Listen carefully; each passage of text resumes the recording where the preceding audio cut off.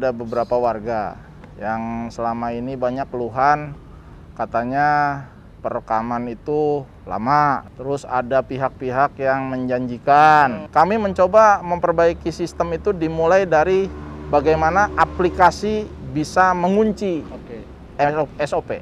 Jangan pernah memberikan dengan mudah data kependudukan kita kepada siapapun untuk kepentingan apapun tanpa alasan yang jelas. Assalamualaikum warahmatullahi wabarakatuh. Kawan Rujuk, jumpa lagi di Rujuk Channel. Kali ini bersama gue Muhammad Lukman. Kawan Rujuk, tadi teman-teman Rujuk atau kawan Rujuk melihat ada Kepala Dinas Kependudukan dan Pencatatan Sipil Kota Bekasi yang memastikan pelayanan dasar administrasi kependudukan di salah satu kecamatan di wilayah Kota Bekasi. Nah, kita akan berbincang dengan beliau seperti apa pantauan beliau secara langsung di wilayah pelayanan di salah satu kecamatan yang ada di Kota Bekasi. Mari ikuti terus perjalanan Rujuk Channel. Assalamualaikum Pak Kadis. Waalaikumsalam Pak Biasa nih Pak Kadis, sehat Pak Kadis? Alhamdulillah Bang Pan. Tadi kawan Rujuk melihat bahwa di salah satu wilayah kecamatan di Kota Bekasi ini Pak Kadis sedang memantau nih, ya, memastikan betul. Pelayanan administrasi kependudukan di Kota Bekasi. Iya, Sudah sejauh mana nih Pak Kadis tadi berdasarkan pantauan Pak Kadis? Ya, tentunya saya kan saat ini sudah memaksimalkan pelayanan daring ya melalui open. Jadi saya harus memastikan setiap titik layanan itu bisa memberikan kemudahan melalui Jadi open. Masyarakat sangat dimudahkan sekali dengan hadirnya open itu ya Pak Kadis. Iya, Oke, iya. siap. Ya, sambil kita jalan aja, kita duduk. Siap Pak Kadis. Oke. Baik, kawan Rujuk, saat ini saya Muhammad Lukman sudah bersama dengan Kepala Dinas Kependudukan dan Pencatatan Sipil Kota Bekasi, Bapak Taufik Rahmat Hidayat. Tadi sedikit opening, beliau saat ini sedang memastikan pelayanan administrasi kependudukan di salah satu wilayah kecamatan yang ada di Kota Bekasi. Tadi bagaimana pantauan Pak Kadis di lapangan sendiri? Ya, pertama tadi ada beberapa warga yang selama ini banyak keluhan, katanya perekaman itu lama. Terus ada pihak-pihak yang menjanjikan ya. Nah, saya pastikan tadi ada 2 orang, saya tanya, ya mereka datang langsung, tidak melalui perantara. Prosesnya hanya 30 menit. Tadi kita sama-sama lihat bahwa kami mencoba memperbaiki sistem itu dimulai dari bagaimana aplikasi bisa mengunci SOP ya. Jadi standar operasional prosedur itu kami kunci di aplikasi sehingga warga itu siapapun yang membutuhkan pelayanan adminduk, nah, dia mau nggak mau harus mengikuti SOP yang sudah tercantum dalam aplikasi. Jadi harus datang sendiri Pak Kadis? Iya, jadi itu yang kita pastikan warga itu menggunakan aplikasi daring e-open, hadir secara langsung ke kecamatan, kemudian nanti membuktikan sendiri bahwa layanan itu tidak berbelit dan tidak menyulitkan. Gitu. Nah, kalau di wilayah kecamatan sendiri kan ada 12 kecamatan betul. di Kota Bekasi. Wilayah kecamatan ini melayani apa saja nih? Oke, semua yang dilayani di kecamatan itu adalah hampir sebagian besar layanan inti dari kependudukan.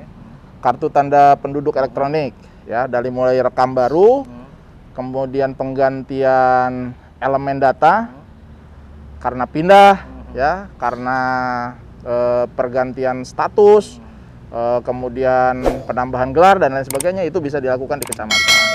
Kemudian kartu keluarga, ya, mau menambah, mengurangi anggota keluarga, itu cukup datang di kecamatan, diurus melalui aplikasi tentunya. Kemudian juga akte kelahiran, ya. Kemudian surat pindah, ya, surat pindah warga yang masuk wilayahnya di dalam Provinsi Jawa Barat. Satu wilayah provinsi. Satu Provinsi Jawa Barat itu silahkan diurus di kecamatan. Dan yang terakhir kartu identitas anak. KIA ya. KIA. Jadi hampir sebagian besar pelayanan inti kami layani secara online melalui e-open dan lokasi yang dituju oleh warga itu cukup di 12 kecamatan. 12 kecamatan. Gitu. Nggak usah ribet kayak dulu warga bawa berkas banyak-banyak gitu. Nggak perlu. Warga download di Play Store, input ya, login, kemudian input, pilih menunya, menu apa yang mau diambil. Nanti di aplikasi e-open itu ada namanya status di beranda. itu bisa men-tracking. Oke. Ya, dokumen ini sudah sampai mana prosesnya. Oh gitu. Ya, jadi pada saat pengerjaan 2 hari kerja ya, bisa selesai. Itu bisa ketahuan nih udah sampai sejauh mana? Bisa kelihatan. Jadi nanti di hari pertama itu proses verifikasi. Oke. Ya. Itu bisa dilihat apakah sudah diverifikasi atau belum. Nanti ada kodenya di sana, ya. Verifikasi misalnya. Oke. Ketika sudah selesai verifikasi nanti pindah proses.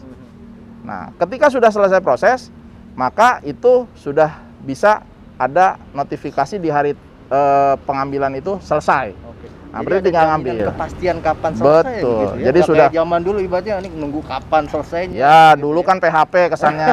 Nah, sekarang kita coba perbaiki. Jadi ada di dalam e-open itu kita sudah lengkapi.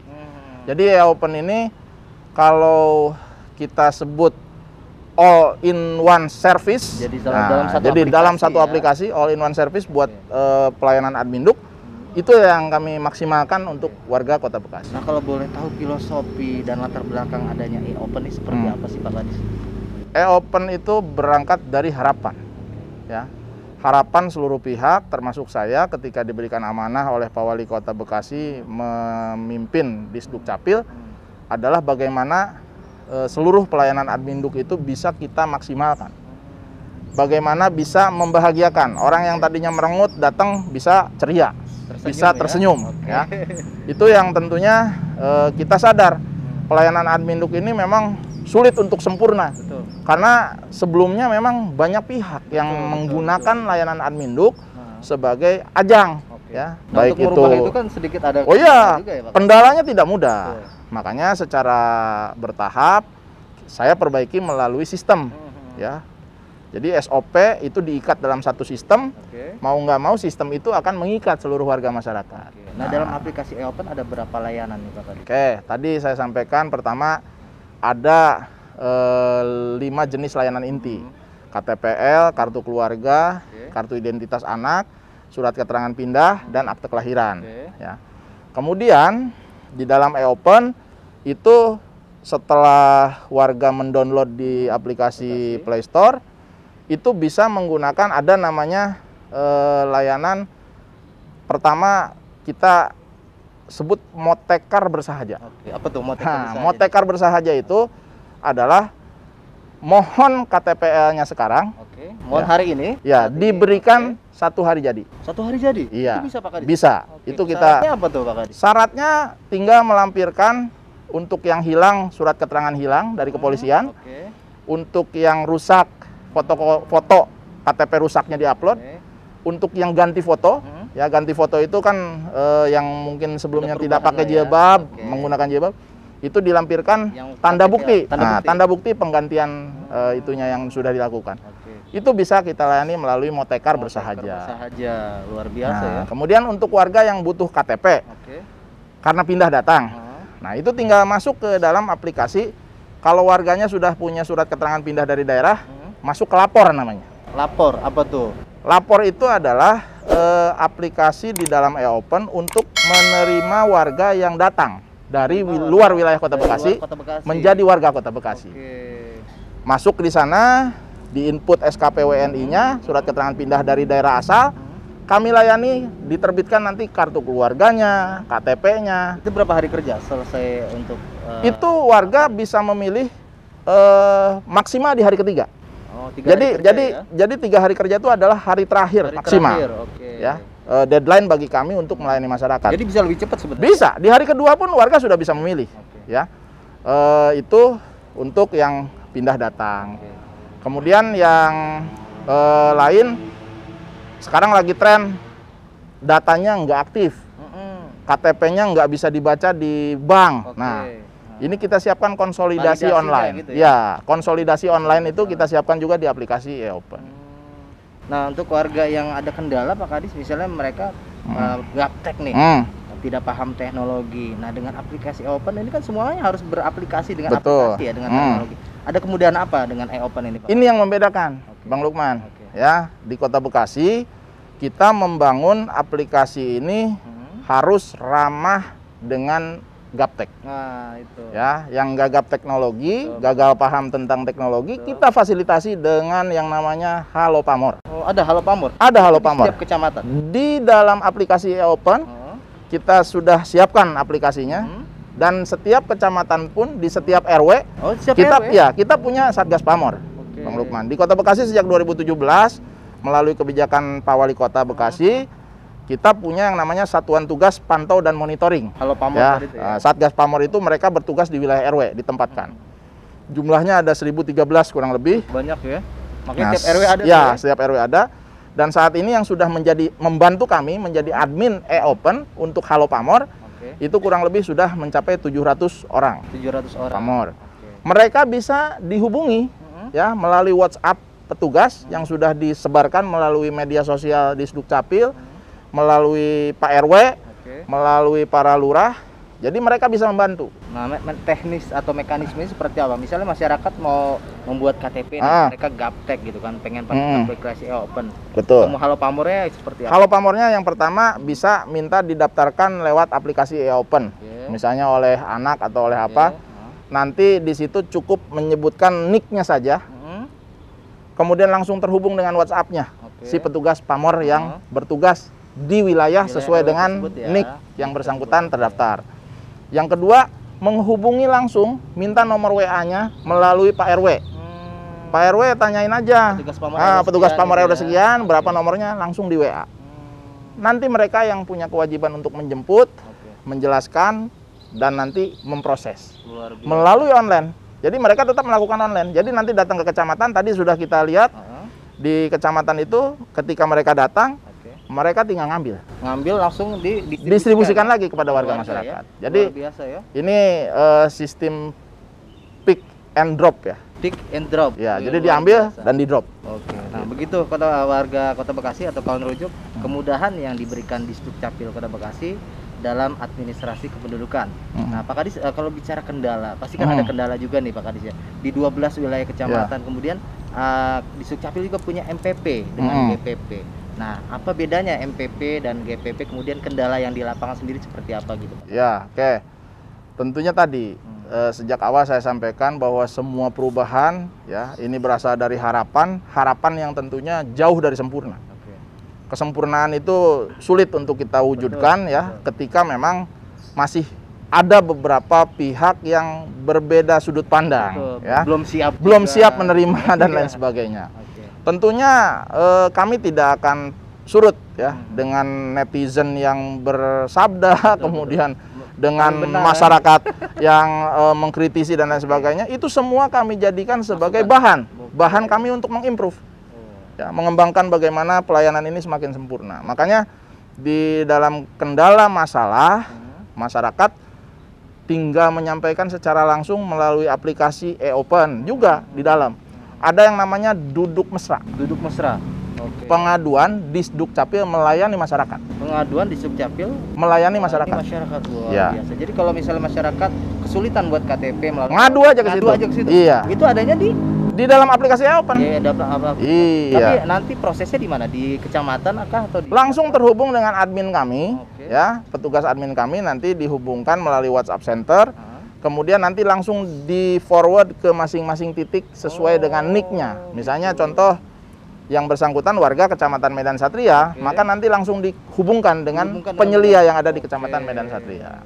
Jadi semua serba terkoneksi sebenarnya. Iya, kami mencoba menyelesaikan masalah kendala ya secara aplikasi sehingga warga juga tidak merasa disulitkan, tetapi juga akan membawa sebuah kemudahan untuk warga. Nah, tadi bedanya MPP, Bang Lukman nanya, MPP masih melayani pelayanan Dukcapil khusus untuk beberapa sektor saja. Sektor-sektor yang ditempuh, misalnya contoh, yang hilang rusak, ya KTP-nya, itu cukup datang ke MPP. Kenapa? Karena kalau misalnya datang ke kecamatan itu untuk yang rekam baru. Nah ini kita coba pilah. Jadi nggak numpuk. Nah nggak numpuk karena kami juga harus menyadari jumlah penduduk Kota Bekasi ini 2.458.000 kurang lebih. Kalau semua ditumpukan di kecamatan saja, sekarang kami melayani per hari itu tidak kurang dari 2.000 layanan. 2.000 layanan? 2.000 layanan per hari. Nah, kalau misalnya sekarang semua numpuk di 12 kecamatan tidak kami share juga dengan MPP, maka nanti tentunya ini di saat pandemi. Apalagi pandemi saat ini ya. Betul. Jadi prokes kita jaga. gitu. Makanya MPP itu untuk hilang rusak. Kemudian juga MPP itu untuk yang mau pindah tapi keluar pulau. Keluar pulau. Misalnya contoh Jawa ke Sumatera, Jawa ke Sumatera, Jawa ke Kalimantan. Nah, tapi kalau masih dalam Jawa Barat itu masih cukup di kecamatan. Gitu. Jadi kami mencoba mengklaster termasuk di sana. Di MPP itu yang bisa kita layani adalah salah satunya perkawinan bagi warga yang non-muslim. Perkawinan non-muslim kita layani di MPP. Kan biasanya di dinas aja ya? Betul, sekarang sudah kita sebar di MPP. Nah, termasuk konsolidasi data. Nah, itu yang sekarang itu tadi lewat konsolidasi online. Konsolidasi data online itu bisa dilakukan melalui e-open, tapi juga bisa warga datang ke MPP. Langsung datang ke MPP. Bisa langsung kita bantu di MPP. Baik Pak Kadis, mungkin di MPP sendiri selain tadi ada perkawinan non muslim, ada layanan apa saja lagi Pak Kadis? Nah, ini khusus untuk warga yang di luar KTP-nya ya, di luar KTP Kota Bekasi. Tapi tinggalnya di Kota Bekasi nih, kan banyak. Iya, banyak ya. Banyak yang hanya sekedar bekerja, mencari peruntungan. Ternyata kehilangan nih KTP. Kan KTP ini kalau pulang ke daerah mungkin kesulitan ya, ribet. Ongkosnya juga berat, kemudian waktunya juga sulit. Nah, kita bisa layani di MPP melalui aplikasi Petak Ludo. Petak Ludo? Iya, Petak Ludo itu permohonan cetak KTP luar domisili. Jadi itu ada di aplikasi e-open. Oke, menghubungkan dengan KTP yang bersangkutan di wilayah tersebut. Betul. Jadi nanti misalnya Bang Lukman Provinsi Jawa Tengah. Nah, kan udah tinggal di sini, kerja di sini, hilang KTP-nya. Nah, aplikasinya diakses saja Petak Ludo, daftar, bisa langsung dilakukan pencetakan di MPP. Berapa hari kerja untuk pencetakannya? Itu 1 kali 24 jam bisa di 1 hari aja? Iya. Luar biasa ya.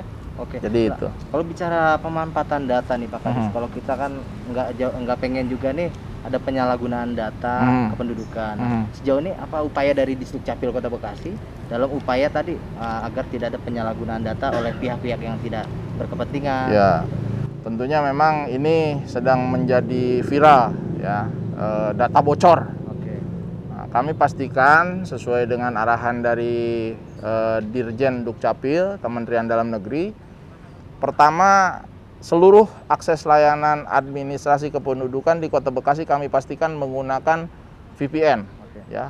Jadi private network, tidak menggunakan IP public, tidak terhubung, ya, tidak terkoneksi dengan internet, ya. Jadi itu yang pertama kami lakukan.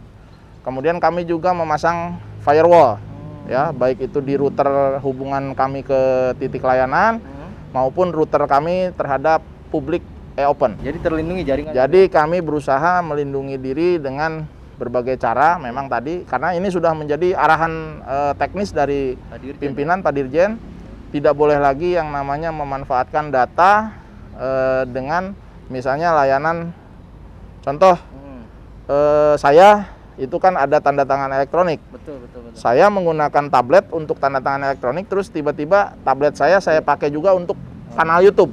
Nah, ini sudah akan bisa diakses orang. Nah, oleh karena itu saya tentunya tablet saya itu tidak terkoneksi dengan apapun. Betul. Jadi memang hanya untuk melaksanakan tugas itu. Betul. Jadi ini merupakan bagian dari pengamanan kita. Dan saya mengingatkan kepada seluruh warga Kota Bekasi khususnya, jangan pernah mudah memberikan data kependudukan kepada siapapun. Untuk kepentingan apapun.